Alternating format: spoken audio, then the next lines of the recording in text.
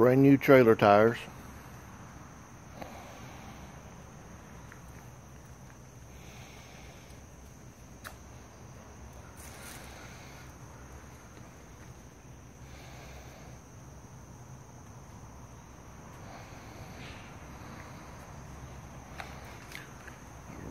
One place on the cowling where the motor was raised up too high.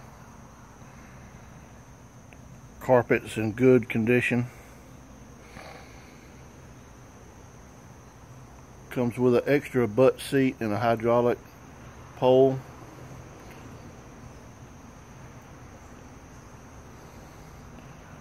All the seats are in good condition. No tears or rips.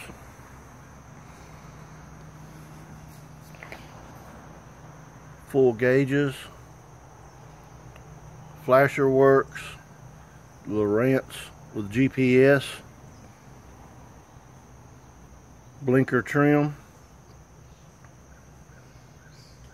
The trim gauge on it, it works, but it's not accurate.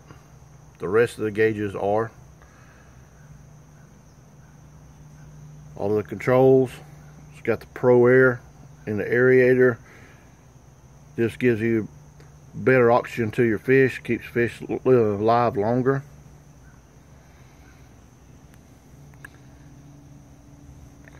Hot foot. It has a round mount on it, or they had something on it before I got it.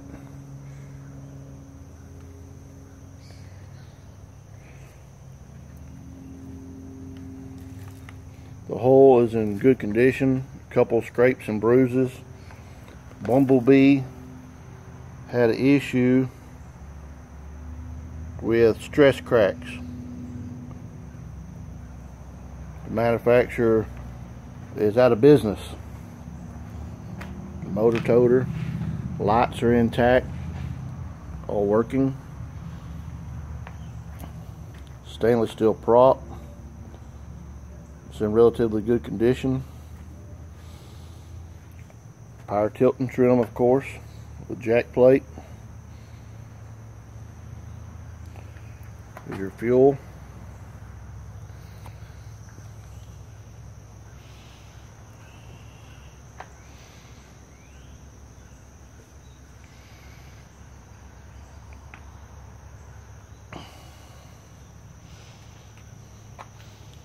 Trailer to be 17 years old is in real good condition.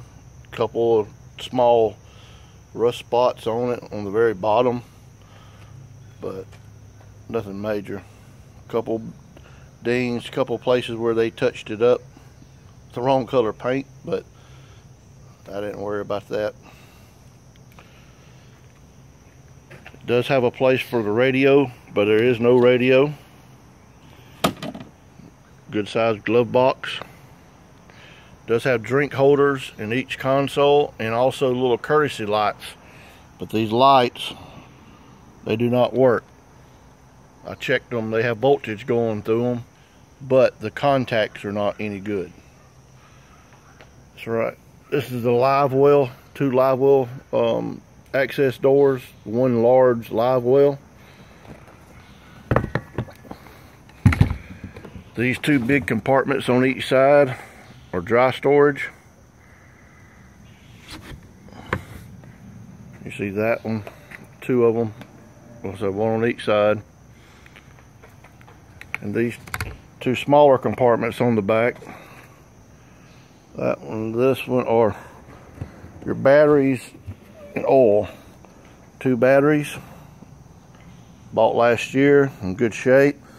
There's a 2-bank charger that runs the two trolling motor batteries. All the plugs are located right here. The other chargers on the other side for the cranking battery. You just plug them both in right here. The two clips here are for my night lights. Put them on, and it has 4 Glow Max black light jacks on the gunnel. Turn it on. You can't see it real good because it's daylight, but you can see it working there. You can just turn them off and all you gotta do is take it and pop it right out, and you've got like a guitar jack. You see the light. I bought these new and redid them last year.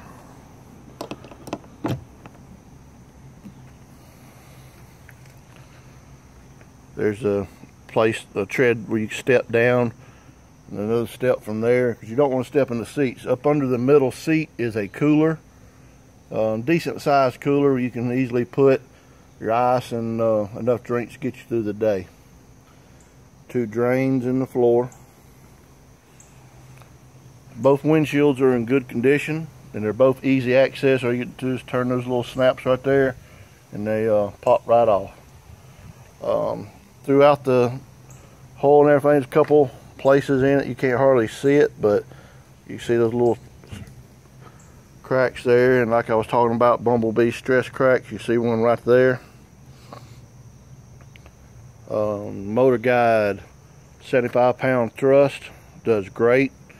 I run it on #1 setting all the time. You have 3 different settings. You go to that, it automatically kicks it up to full speed.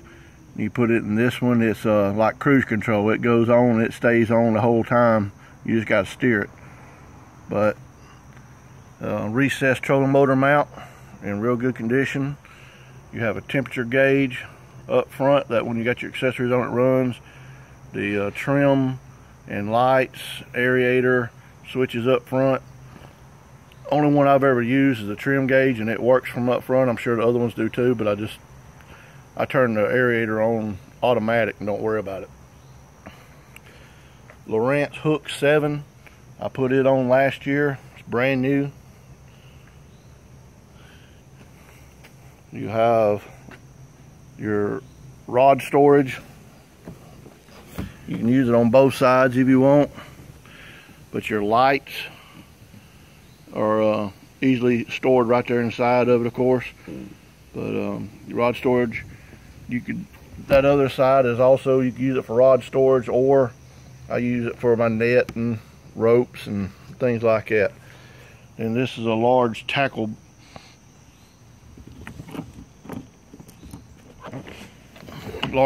storage with a ruler in it, other little attachments there. It's got lifting rods on it. And then there's another little dry storage step right there. I use it for my first aid kit, horn, suntan lotion, you know, things like that. There again, there's your cup holders, one on each side.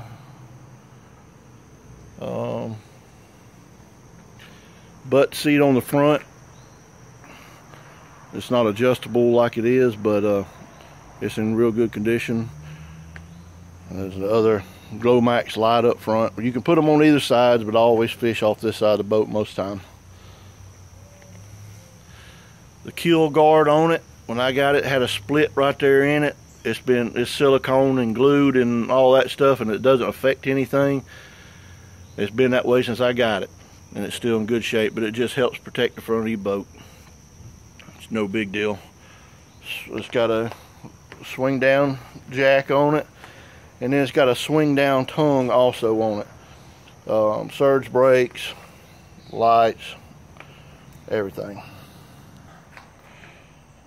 All the lights work good.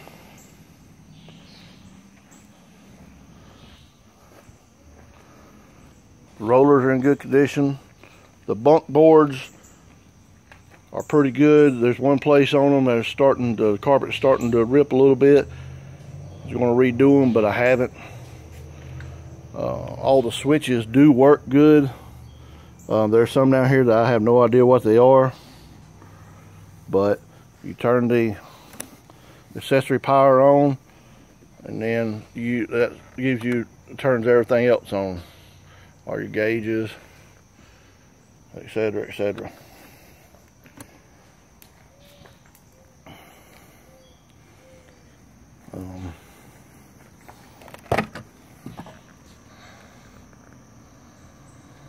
Like I said, that's brand new. Hadn't been used but a handful of times. A couple little imperfections like that right there. Somebody dropped something on it before I got it and chipped the paint. Not a big deal, but it is. Lights, the running lights work good on it. See a couple little scratches here and there. There's another one of those stress cracks I was telling you about. I took it to a fiberglass guy.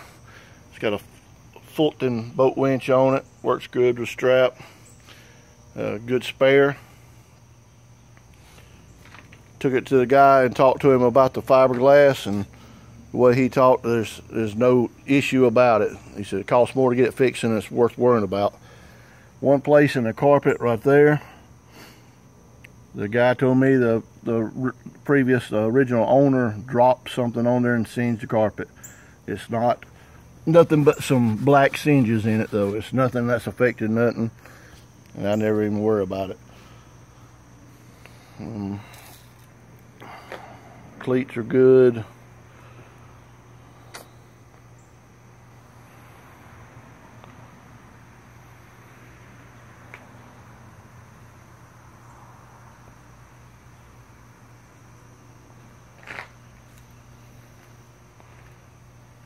Rub rails in good condition. A couple little marks on here and there, but that's what it's for. There is some spider webbing right here. I don't know if you can't really see it real good. Somebody either backed the whole thing into something on the trailer, or they backed into something hard on the boat, but all it did was kind of spider web the fiberglass right here. Don't ever pay no attention to it, but there again, that's what I had him look at, because I was worried more about that. So it was good. Got good ratchet tie down straps on it, the ones that stay on the boat all the time. So you ain't got to worry about that. Easy release and easy hookup.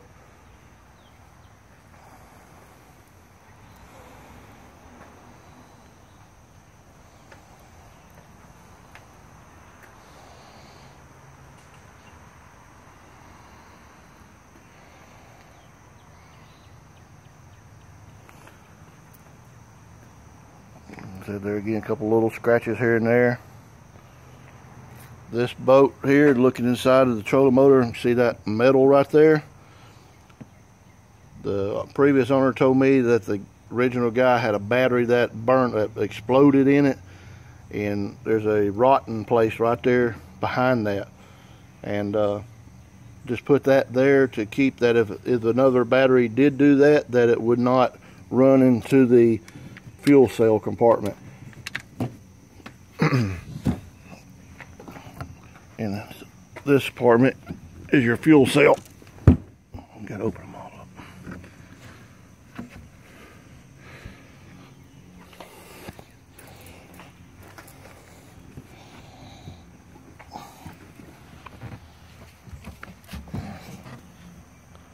That's your fuel cell there.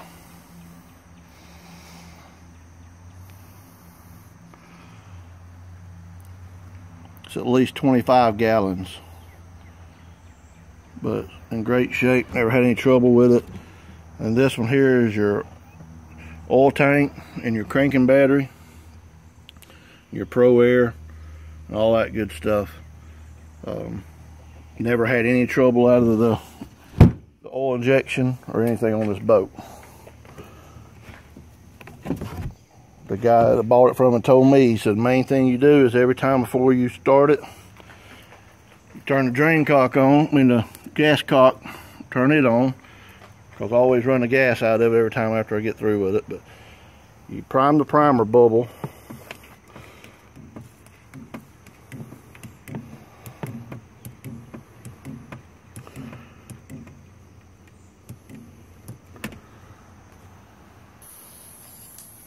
After you prime the primer bubble, this engine's different than a lot of them.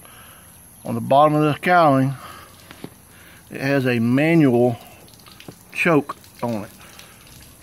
Turn it on.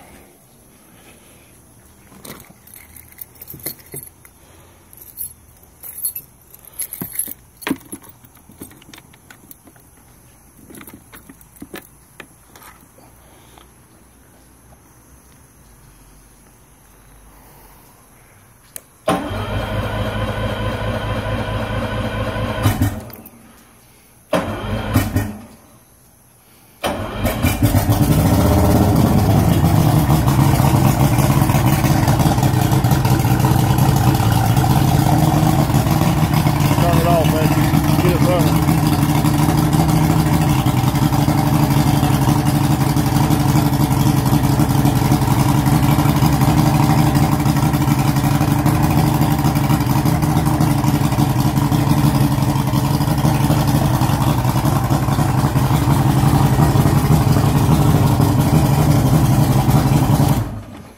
This is not like a regular boat. I don't know if you've ever had one with a hot foot, but the throttle on top of the gearbox does not have anything to do with it. The only throttle is your gas, of course.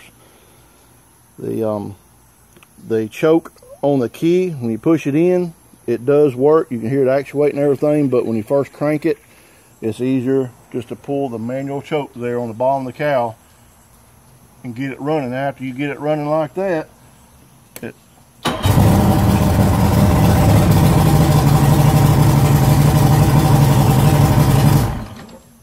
it cranks fine every time there the rest of the day. That first time you have to prime it. For some reason it loses its prime.